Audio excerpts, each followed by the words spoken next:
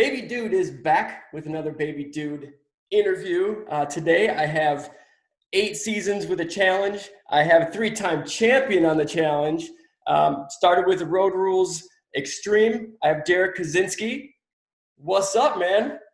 What is going on? I gotta correct you here. It has been 10 seasons with the challenge. Oh, One season with Road Rules. You're gonna have to just note that because everybody starts somewhere. I don't know if you mentioned Road Rules, but it's 10 seasons on the challenge. Yep. And a little guest appearance that they're going to be showing here on MTV2 on Wednesday before the premiere of the challenge Double Agents. Yeah, dude, like good timing right here because that's starting up real quick. And real quick, just to get it out, I know you have a badass challenge podcast. Challenge Mania is your podcast. So anybody who's watching this that loves a challenge like I do, this dude does it all right here. He's on top of it for sure. Yeah, so we have I started this podcast 3 years ago. A week ago was our 3-year anniversary, and we cover everything within the challenge atmosphere with On the Planet. We interview past, present, and future competitors, and we break the show down like it's a sport. And nowadays they're calling this thing the 5th sport, broadcasted on Sunday Night Football. They got commercials. I saw that. So, I feel like they're catching up to us. I feel like the challenge is catching up to Challenge Mania, as we like to overanalyze it like a sport. Here's my question to you. Why do they call you the Baby Dude? Okay, well. Who are you, the Baby Dude? Are you like a baby whisperer? So there is no such thing as a baby. That's for sure. Are you? I'm a baby whisperer. Then you need to be the Baby Dude. Can we can trade? We can trade. I prefer Derrick the Baby Whisperer. I don't want to steal your name. So on this, thank you. I appreciate that. On this, when I put your title, I'm going to put Derrick the Baby Whisperer. That's what's going to happen. Yes. No, I mean, I have 2 kids. I have a 2-year-old and a 6-month-old baby. And I just started, when I started doing these reviews, I don't know if you've seen any of them, I review baby products as a dad because there are no dads that talk about this stuff. Mm-hmm. Like, this thing sucks. This thing's great. There's no dads. Instead, it's always, no offense, the women do a great job, but I can't relate. So I'm no expert, but I'm like, this thing's great. I like to use this a lot. Or this thing's, we wasted our money. So yeah. I mean, one would think that babies and kids are a mom's world, but I'm with you. I agree. I feel like there needs to be some more dad representation out there. We don't get enough credit for playing our part, and so. But yeah, no, I think right now, I know you have a son, right? How old is he now? He'll be 12 in January. He'll be 12. The dad movement's huge right now. Like, dads are more active now than they've ever been. And so I know you have a 12-year-old, so you've been a dad for a while. So I got just a bunch of questions like how that translated for you. So when I had my second baby, the middle of the night wakings, I realized that on the MTV app, I think it was the MTV app, I just blistered through all the challenge episodes. So when I got up in the middle of the night, that's kind of, I was feeding the baby, watching the challenge. And I remember one of the seasons on there, you had just had a baby or just found out you were going to have a baby. And that was a big motivation for you. So just want to talk about that and like how that translates from challenge guy to challenge and dad guy, and then moving on forward from that. Well, so yeah, that baby is now almost 12 years old. And I had won the challenge. It was my second challenge. He was still, cooking in the oven. And it was just an important time because that was probably the most amount of money that I had won on a challenge. And, it was easily a year's worth of salary. Nowadays you're splitting $1 million, so that was 10 years ago, 12 years ago. And, it was probably one of the most important times of my life, so I was I was fortunate that God had, put me in a position where I was able to win and win at that time, because I was able to stay home and be the baby dad or the baby dude or the baby whisperer for like 2 years and not have to really work. But I could carry around my kid like he was a football. So that was an amazing time in my life. And that's huge for the bond that you guys, I'm sure, have from a young age. When you have that time to spend, like I know we're in a pandemic and stuff, and I'm working from home. I teach, so I'm at home doing this, but I get to actually have that extra time with him as well, which is pretty cool. And you had that time winning the challenge, which is, yeah, like you said, a huge blessing for sure. Yeah, I mean, if he only knew that we were so close as he was getting carried around by his dad like a football, then one would understand how close the bond is now and why he's good at catching footballs. There you go. That's perfect. Yeah. I guess a few other questions I have for you. So, being a dad, what was the hardest transition for you? Like you said, going on the challenges, still why you had him, even after you had him, leaving for a time here for, I don't know how long it takes you guys to film a season of that, but like leaving your son at that time and trying to figure it out and stay in touch and do all that stuff.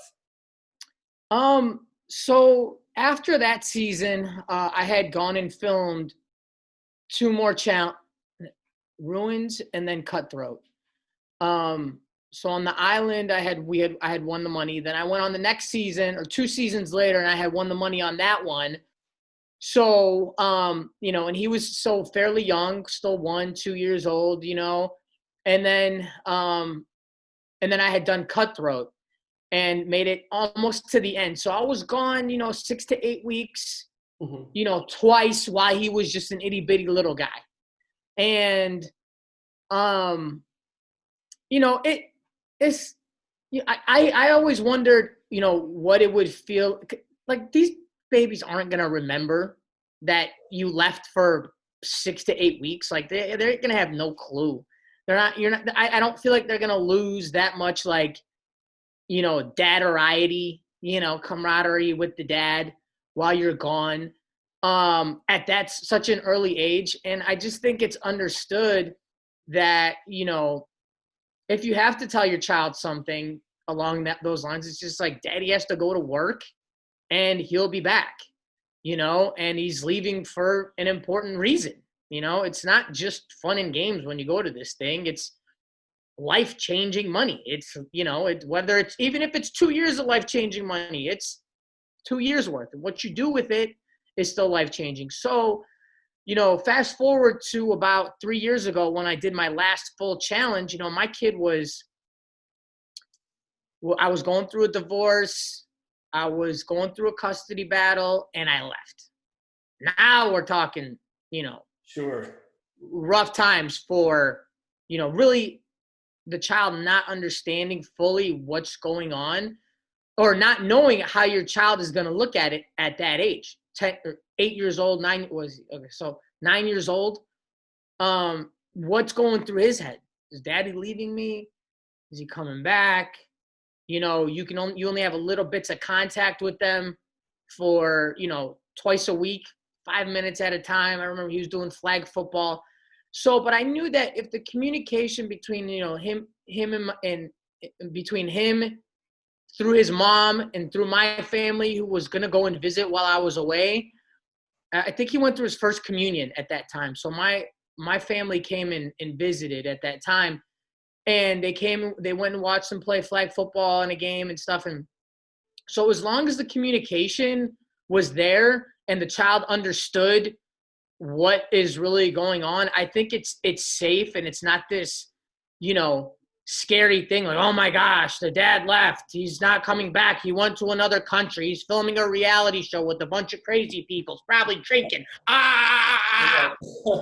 It's like it's not if you can fully say, your dad, whatever the situation is, your dad went to go work and he's coming back and he's going to work to make your life better. Whether you're going to school to work for 8 hours a day and you got to leave your kid at daycare, it's like, well, you got to go, and then and when you come back, you'll probably get the time back anyway. I did.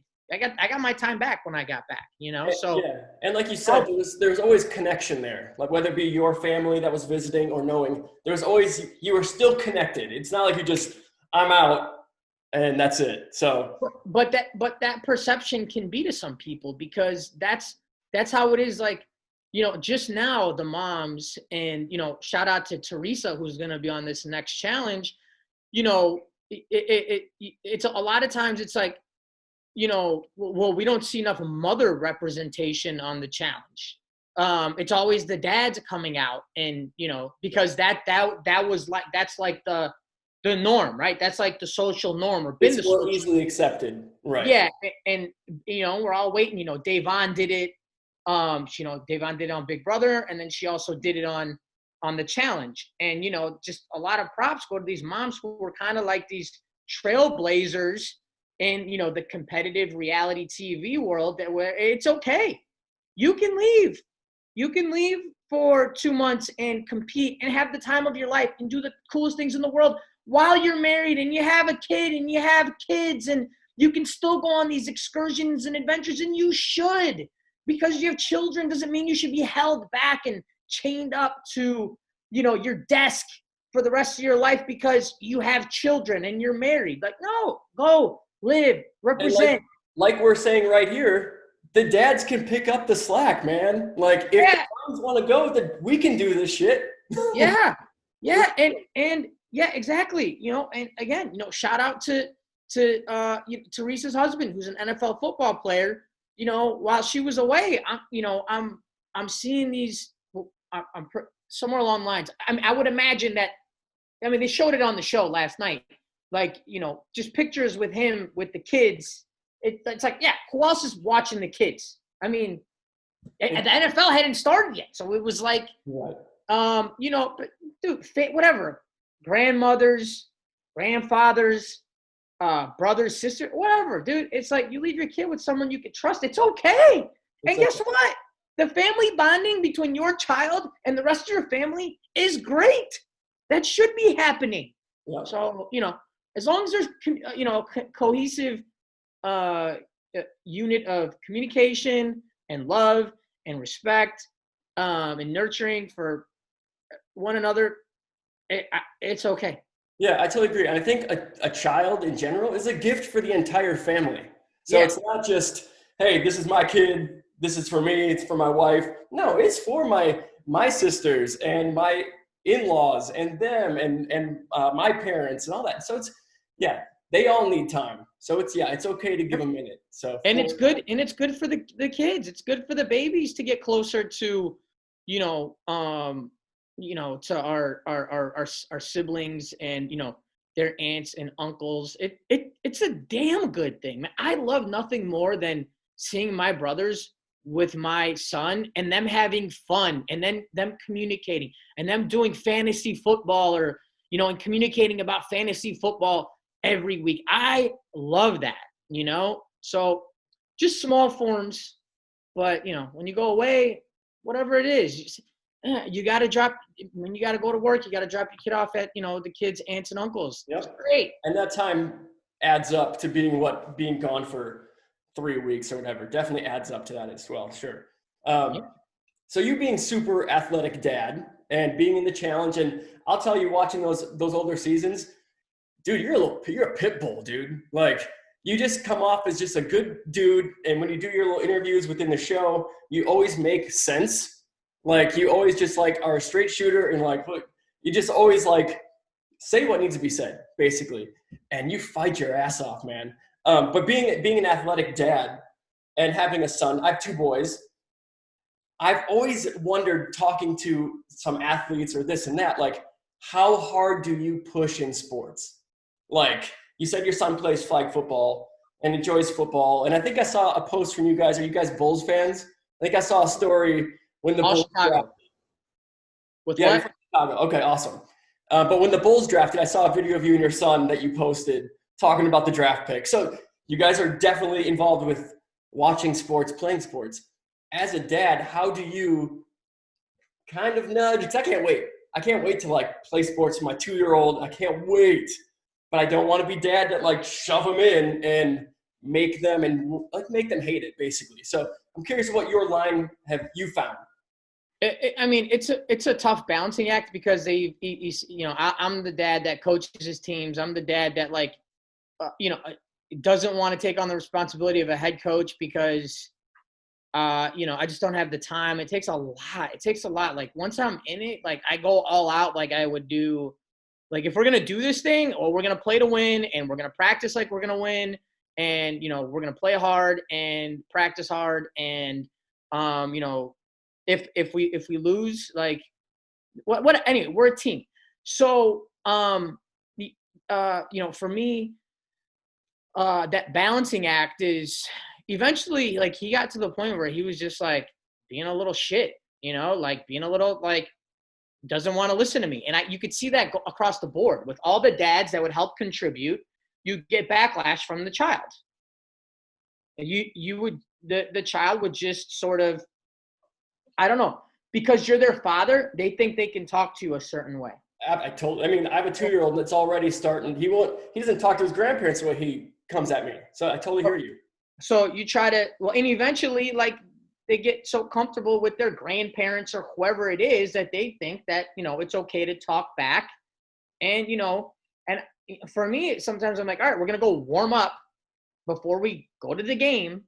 And, because let's be honest, like 5 minutes of warming up is not going to have you prepared for the game. It's not going to have you ready to dribble. It's not going to have you ready to put the ball in the hoop. But it's just not. It's just the way it is. So if I'm going to be your dad and coach you, we're going to go to the gym early. We're going to do a 20-minute warm up. And guess what? Sometimes these kids don't like it. They don't want to do it. And I'm like, all right, listen, this is the difference between you having a good game and doing well and you just having it, you just playing and having fun. That's fine. So I think the key is to at all times have somebody or have them have fun while they're doing it. So if you can constantly make it a game, they love it. But once it turns into like boot camp, sure. Like they're not, why am I doing this? This isn't fun. This is hard work. But, teaching them that doing the hard work will eventually pay off. Doing the hard work is what's going to set you aside from the other kids. Doing the extra stuff is what's going to set you aside from the other kids. So if you want to have fun, the only way to really have fun is if you're winning and scoring points. So if you're not scoring points, guess what? You're going to go home and say, I ain't scoring any points.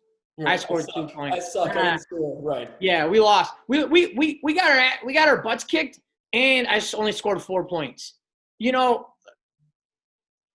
there's a difference. Like you're either on a really good team and you score 4 points, and that's good, but at least you still won and you got some playing time. So it's a very and then getting your kid in like leagues that are competitive for them or good for them, because you can have a kid that's like off the charts, awesome, and he may be having fun, scoring, 15 points a game, but that might not be the best for him, and then there's the kids that are just like shouldn't be in playing against kids that are scoring 20 points a game against them. They're not ready.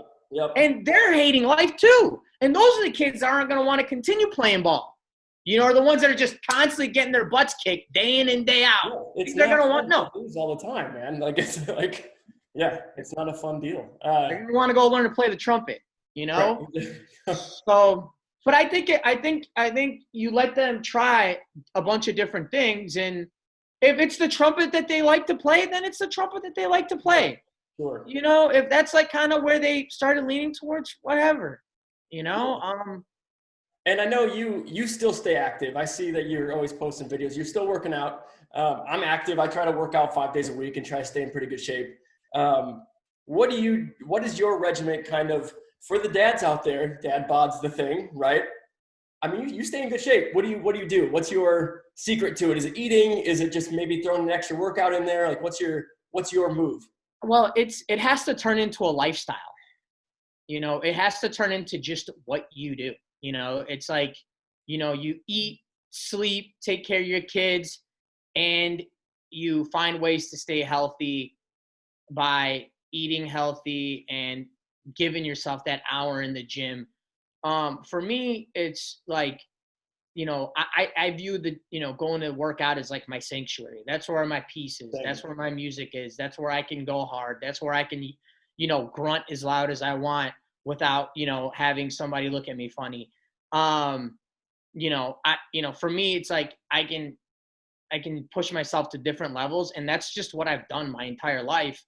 So I almost can't stop. It's like I'm almost programmed in that way. So, because of that, I like to break down the sport that I grew up playing after college, which is now called the Challenge. I did 10 seasons of that. I've been in some pretty, brutal eliminations, and I've gotten to do some of the most spectacular things people can only, dream of doing, and break it down like it's a sport.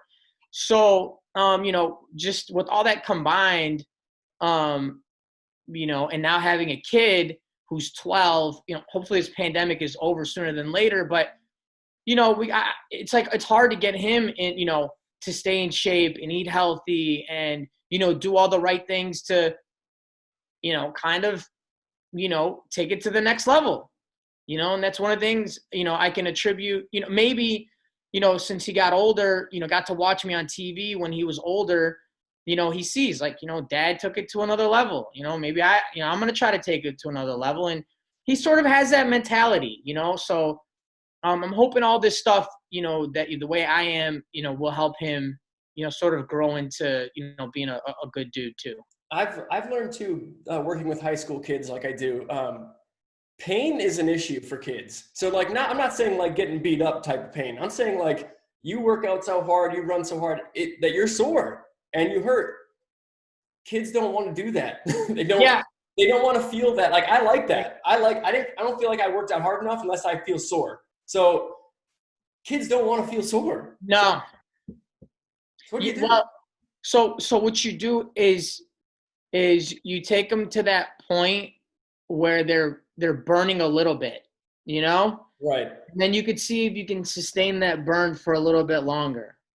And then a little bit longer. So they're like increments, and then can you make it, can you make that burn more fun for them? One thing that I've noticed is my kid is like, he has gym class every day, online. So he's doing things in the room by himself with nobody watching except like the gym teacher, which I don't even know if they're watching because I haven't been in the, Sure. I don't go in there and watch. He just kind of like, he kind of stays to himself and then he goes, Dad, I just got done with gym class. I did this. And they're just like weird things, like jumping on one foot, like hopping on one foot. And the other day he was like, it was hard for me to jump on one foot a little while ago, like a couple weeks ago. Now I can do it and it doesn't hurt. And I'm like, I didn't teach you that. I make them do different things in here because I have different like machines and, I make them do, certain things. And, but I think it's the, the little things, the boring things, like if as a gym teacher, if you can make them do that, like more power to you. But I think it's little increments of burning and, you either some people will catch a liking to it and some won't. I mean, there's kids out there that don't like gym class, that didn't like going to gym class. It's a lot. It's a lot of kids that, want no part of it for sure. My kid's like, I have an A in gym. He's kind of like, I'm the only one doing this stuff. Like he takes pride in it.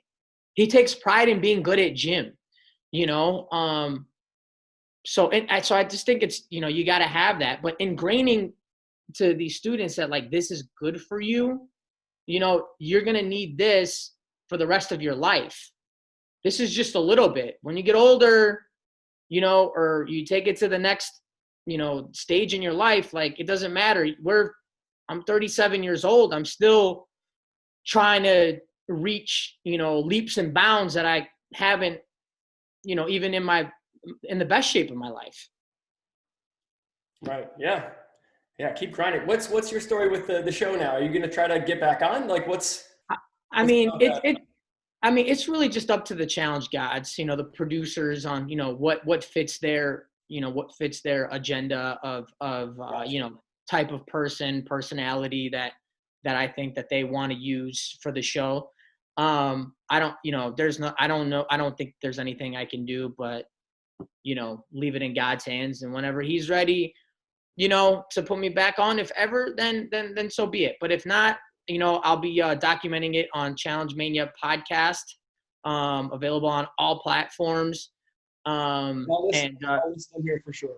challengemaniapodcast.com. You can follow me at Derrick on MTV. And we are, we break down this thing like it's a sport. We break down the rivalries, we break down the beefs, we break down, the controversial one-liners by the controversial personalities. We break down the teams, we break down the rookies, and predict what they might be able to do in this game, and we predict what the big dogs potential are in this game, who's backstabbing who and why, and the list goes on and on. I've played the game for enough times that I think I can give you an entertaining look at a way that you don't really look at the challenge. I mean, you're the challenge analyst, man. Like, you're talking about like your podcast and stuff. That's just like Sports Center, right? Like, you're going through it. When the pandemic first started, there was no sports at all. The challenge was on, and I think that helped grow the challenge even more for sure. And it's a sport, and guys like me who have always stayed in pretty solid shape watch this stuff being like, I could have done that. I'm not saying I could have, Yeah. but that's why it's important for us to watch this kind of stuff, because it's not NFL players who are 6'5", 240, because I'm not that. I'm 6 foot 180, or watching Nice. basketball with guys that are 6'5", 210, whatever. Challenge, because I mean, you're not the biggest dude, but you're in good shape and you rumble. So I think the challenge is important for people to relate to in general. I think it's great for sure. Real quick, one more question about you and your boy. What's something a 12-year-old at this point you guys bond over besides sports, maybe a certain type of show? Like, what do you guys do that is leaving the physical sports stuff aside? Well, he got me into Cobra Kai. Oh. So, I mean, it only took us 2 weeks or so to kind of binge watch. And then, we were awaiting season 3 to come out on, in January. So now it's coming out. And ironically, we made a spoof shirt off of Cobra Kai, because after watching it, you're like, why isn't there a badass, shirt? So we made in our shop, challengemania.shop, we made a similar looking Cobra Kai shirt, but it says, Challenge Mania Podcast in a circle. And then you got the Cobra in the middle, and there's a bunch of remains of Derrick from different shows. I'll have to check that out. Yeah. Sure. And then it says badass instead of Cobra Kai. It says badass. But I love the show so much. I was just like, that would be great. And, it's a little bit risque for a 12-year-old, but, he's going to get there 13, 14, 15. I mean, he's going to get there soon enough. So, I watch it. He likes The Office. He got me into The Office. Again, a little risque for a 12-year-old, but it's funny. It's funny. So he's developing this, this character, which is very, funny, sarcastic, hilarious.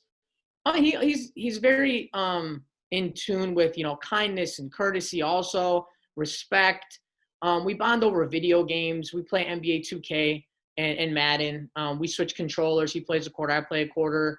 Or lately we've been trying to figure out the system where he plays, I play defense, he plays offense. Or if I'm in a groove and I start sucking, I'll just give him the offense, You tag out. and we'll play a whole, and so it's it's a fun, 12 years old, almost 12, whatever. It's a fun time. I'm starting to relive my childhood, and I couldn't be more proud and happy, to have a kid like him. Yeah, that's your son. That's your buddy, man. It sounds like you're doing such a great job being a dad. And this is why I do this, so people can hear that voice. Like, we see you on the challenge. We don't know Derrick the Dad Whisperer. Is that what we were calling before? Yeah. Baby whisperer. Baby Whisperer. I messed it up again. But yeah, dude, I really appreciate you coming out with me. You seem like a straight up dude, and yeah, keep plugging away as being a dad, and maybe we can talk again in the future. And as I go on my steps as well, we can compare notes a little bit. Look at this little dude you got behind you right here. What's going on with this guy? Yeah, well, we're transforming from the Challenge Mania Awards, 2020 Challenge Mania Awards, which we did on Zoom over here to the left, and we're transitioning to our Christmas holiday party. I just haven't transitioned yet. And yeah, this is the guy that you can take a look at. You can take a look at him. He will be representing all of us little pit bull like dudes on Wednesday on MTV2, because they'll be replaying Vendettas, and this is where this guy makes his appearance. Awesome. My baby. And if anyone's interested, I believe that there's 4 left of these at Brothers Gador, GadorBrothers.com. You can, I post it all the time, but it's at brothers_Gador, and just look for the Derrick buddy, the Derrick mercenary buddy. Get your Derrick buddy. Look at that dude. I think there's 4 left. Anyway, it's almost Christmas time. Yes. Happy holidays to you, man. Thank you. You too. Yeah, I think that's about it. I've gotten to the age now, Derrick, which is embarrassing because I've been a big workout guy. Lifting, I can't go to the gym now. I've got too many elderly people I can't around me I can't mess with. Dude, I got a treadmill and I just walk. And I hate that walking is a workout for me, but I burn so many calories. While I work, I put the treadmill right there. I put my computer on there and just walk for hours. And that's right. I've gotten to the age of just walking. You got to lift some weights or something, but do what you got to do, man. That's right. All right, guys. Thanks for joining today, baby. Dude, out. Derrick, you the man. Thank you again. Everyone check out his podcast, his Instagram, all of his analysis of the challenge every week. Thank you. Appreciate it, dude.